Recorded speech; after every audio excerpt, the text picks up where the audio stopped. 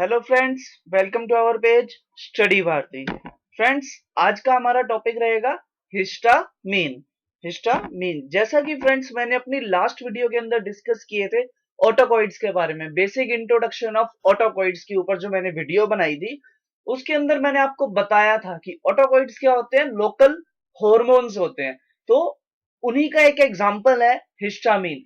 ऑटोकॉइड्स की एक classical type है हिस्टामीन। ये एक अमीन ऑटोकॉइड्स है, मींस ये ग्रुप जो है कंटेन करता है अमीनो एसिड। और मैं आगे बताऊंगा कि इसकी सिंथेसिस कैसे होती है, कौन सा अमीनो एसिड जो है वो रिस्पॉन्सिबल होता है हिस्टामीन की सिंथेसिस के अंदर। चलिए आगे देखते हैं हिस्टामीन के बारे में। जो हिस्टामीन है, इसमें जो हिस्टा है दैट इज टिश्यू, तो इसको हम टिश्यू अमीन भी कहते हैं। और आप लोग जानते ही हैं कि जो ऑटोकॉइड्स होते हैं वो लोकली एक्ट करते हैं, लोकल हॉर्मोन्स होते हैं जो एक पर्टिकुलर साइट पर ही अपना रिएक्शन शो करते हैं। तो उनके अंदर सबसे ज्यादा जो रिस्पॉन्सिबल चीज है वो है हिस्टामीन, क्योंकि हिस्टामीन ही है एक मेडिएटर, मैं कह सकता हूं, जो उस injury, hyper sensitivity, itching, redness के लिए रिस्पॉन्सिबल होता है। सो आगे देखते हैं। It is a mediator of hyper sensitivity and tissue injury reactions. तो ये क्या है, मेडिएटर है किसका, हाइपर सेंसिटिविटी का और टिश्यू इंजरी रिएक्शंस का। जो भी हाइपर सेंसिटिविटी हो रही है, रेडनेस हो रही है, ईचिंग हो रही है, उसके लिए कौन रिस्पॉन्सिबल है, हिस्टामीन। सो हिस्टामीन जो होता है, मैंने पहले भी डिस्कस किया था कि ऑटोकॉइड जो होते हैं वो उनका जो लोकेशन है वो बड़ी वाइड है, और उनकी जो सेल्स की प्रेजेंस है वो भी बड़ी डाइवर्स है, मतलब वो बहुत सारे सेल्स के अंदर प्रेजेंट होते हैं। तो और जो हिस्टामीन होता है वो मोस्टली प्रेजेंट होता है हमारे मास्ट सेल्स के अंदर। ये ग्रेन्यूल्स होते हैं, बेसिकली एक वेसिकल्स के अंदर ग्रेन्यूल्स जो होते हैं वो स्टोर होते हैं। जैसा कि हमने डिस्कस किया था एसिटाइल कोलिन का रिलीज, एपिनेफ्रिन का रिलीज, नोर एपिनेफ्रिन का रिलीज, तो वो भी क्या था कि वेसिकल्स के अंदर स्टोर होते हैं, और फिर वहां से वो रिलीज होते थे न्यूरो जिनको हम कहते हैं, न्यूरॉन्स की एंडिंग पर जो वो रिलीज होते हैं। तो ये भी क्या है, मास सेल से रिलीज होते हैं। मास सेल्स होते हैं जो हमारी बॉडी में प्रेजेंट होते हैं, वहां से ये रिलीज होते हैं। सो हिस्टामिन जो होते हैं वो कहाँ पे अवेलेबल होते हैं, स्किन में, गैस्ट्रिक कहूंगा या जीआईटी के अंदर, या इंटेस्टाइनल म्यूकोजा में, लंग्स के अंदर, लिवर में और प्लेसेंटा में भी हिस्टामिन प्रेजेंट होते हैं। ये जो होते हैं टिश्यूज रिच होते हैं इन हिस्टामिन, कि इन ये जो सब टिश्यूज हैं कहाँ पे प्रेजेंट होते हैं, इन सब टिश्यूज में हिस्टामिन प्रेजेंट होता है। So it is synthesized locally from amino acid histidine. याद रखिएगा, जीपेट पॉइंट ऑफ व्यू से बहुत इंपॉर्टेंट है। ये अमीनो एसिड का नाम पूछ लिया जाता है कि ये हिस्टिडीन अमीनो एसिड से सिंथेसाइज होते हैं। और जस्ट बिकॉज कि एक अमीनो एसिड से सिंथेसाइज होते हैं, उसकी वजह से इसकी जो ओरल अब्जॉर्प्शन है, या फिर ओरल जो मैं इसकी कहूंगा कि अब्जॉर्प्शन और डिस्ट्रीब्यूशन है, वो नहीं हो पाती, क्योंकि जो लीवर है इसको पूरी तरह से डैमेज कर देता है, डिग्रेडेट कर देता है, बिल्कुल डिस्ट्रॉय कर देता है इसको, हिस्टामीन को। तो हम ओरली इसको नहीं दे सकते। चलिए आगे देखते हैं मैकेनिज्म ऑफ हिस्टामिन रिलीज। देखिए ऑटोकॉइड्स जो थे, मैंने आपको बताया था कि वो एक एंटीजन जो होता है उसके रिस्पॉन्स में एक्ट करते हैं। वो एंटीजन जैसे ही, चाहे वो एंटीजन मैं कहूं इंसेक्ट हो जाए, बी हो जाए, हनी बी जैसे कि स्नेक बाइट हो जाए, तो उनकी वजह से क्या होता है, कोई फॉरेन सब्सटेंस हमारी बॉडी में आता है। तो देखिए ये है मास सेल्स। मास सेल्स के ऊपर एंटीबॉडीज प्रेजेंट होती हैं, आईजीई एंटीबॉडी होती है जो एलर्जिक रिस्पॉन्स के लिए रिस्पॉन्सिबल होती है। बहुत अच्छे से याद रखिएगा, आईजीई एंटीबॉडी हमारे एलर्जिक रिस्पॉन्स के लिए रिस्पॉन्सिबल होती है। और ये जो एंटीजन है, ये एंटीजन जाके बाइंड करता है इन रिसेप्टर्स के ऊपर, एंटीबॉडीज पे, आईजीई रिसेप्टर्स जो होते हैं, और यहाँ पे एंटीजन एंटीबॉडी कॉम्प्लेक्स बनाता है। और ये जो कॉम्प्लेक्स है, इसके बनने से हमारी एक रिसेप्टर्स एक्टिविटी होती है। मैंने अभी बताया था अपनी पिछली वीडियोस में भी कि जी प्रोटीन कपल रिसेप्टर्स होते हैं जो कि एक्टिवेट हो जाते हैं। उनकी एक्टिवेशन से क्या होता है यहाँ पर कि फॉस्फोरिलेशन होता है और कैल्शियम चैनल्स की ओपनिंग होती है, या फिर मैं कहूंगा कैल्शियम का रिलीज होता है। तो कैल्शियम का रिलीज जैसे ही होता है वो इनके ऊपर वेसिकल्स जो है ये स्मॉल स्मॉल जिनके अंदर हिस्टामिन प्रेजेंट होता है, इनके ऊपर जाके बाइंड कर जाते हैं, और जिसकी वजह से क्या होती है, एक्सोसाइटोसिस होती है, और ये वेसिकल्स का डीग्रेनुलेशन होता है और ये रिलीज हो जाते हैं। देखिए कितना ही सिंपल तरीका है। एंटीजन आया, जैसे आपको किसी इंसेक्ट ने बाइट करी, वहां पे मास्ट सेल्स प्रेजेंट होते हैं। मास्ट सेल्स के अंदर क्या हुआ, आयंस का एक्सचेंज हुआ, फॉस्फोरिलेशन हुआ, कैल्शियम चैनल्स की ओपनिंग हुई, डीपोलराइजेशन हुआ, और वो बाइंड कर गए इन सेल्स के साथ, और उसकी बाइंडिंग से क्या होता है, हिस्टामिन का रिलीज होता है। तो देखिए कितना सिंपल है ये प्रोसेस, हिस्टामिन का रिलीज बॉडी के अंदर कैसे होता है।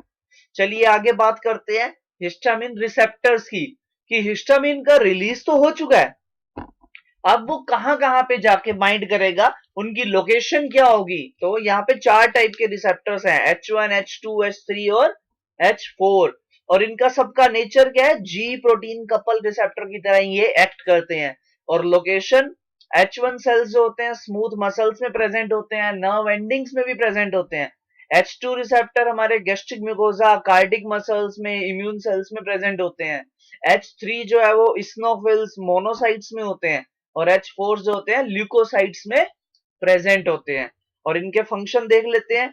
H1 का जो फंक्शन है वेसोडाइलेशन का, ब्रोंको कंस्ट्रिक्शन का, H2 का गैस्ट्रिक सिक्रेशन को इंक्रीज करना, H3 का भी काम एलर्जिक रिस्पॉन्स प्रोड्यूस करना और ब्रोंको कंस्ट्रिक्शन करना है, और H4 भी एलर्जिक इन्फ्लामेशन कॉज करता है, एलर्जिक इन्फ्लामेशन कॉज करता है।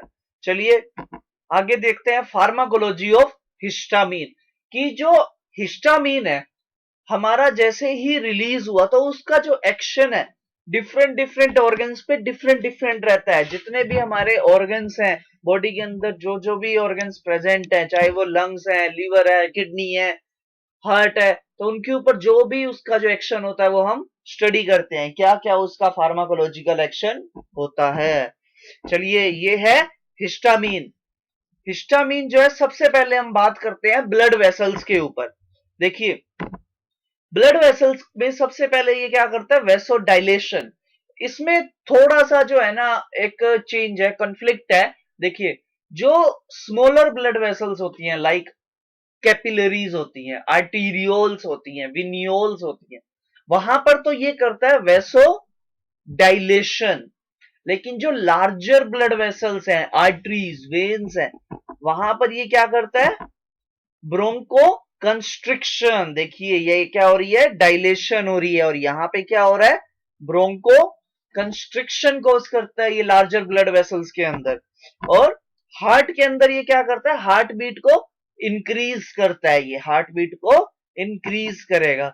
और उसके बाद किडनी के अंदर ये एड्रिनलिन का रिलीज भी करेगा। देखिए बड़ा ही सिंपल सी चीज है, मैं इसका हार्ट के साथ और ब्लड वेसल्स के साथ इसका लिंक दिखाता हूं, आपको समझाता हूं। जैसा कि मैंने एड्रिनर्जिक सिस्टम में भी बताया था कि अगर एड्रिनलिन का रिलीज हो रहा है तो वो कहां से होगा, एड्रिनल मेडुला से होगा, एड्रिनल कॉर्टेक्स से होगा।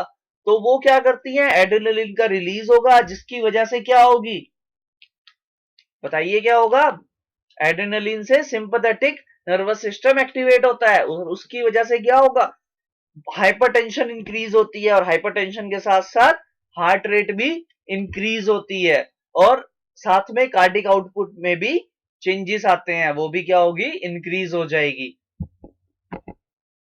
और उसके बाद परमिएबिलिटी ऑफ द कैपिलरीज जो होती है इंक्रीज हो जाती है, जो उनकी मेम्ब्रेन परमिएबिलिटी है वो इंक्रीज हो रही है। देखिए ये जो मेम्ब्रेन की परमिएबिलिटी है, ये आपको गैप दिखाई दे रहा होगा, वो क्या होता है, इंक्रीज हो जाता है।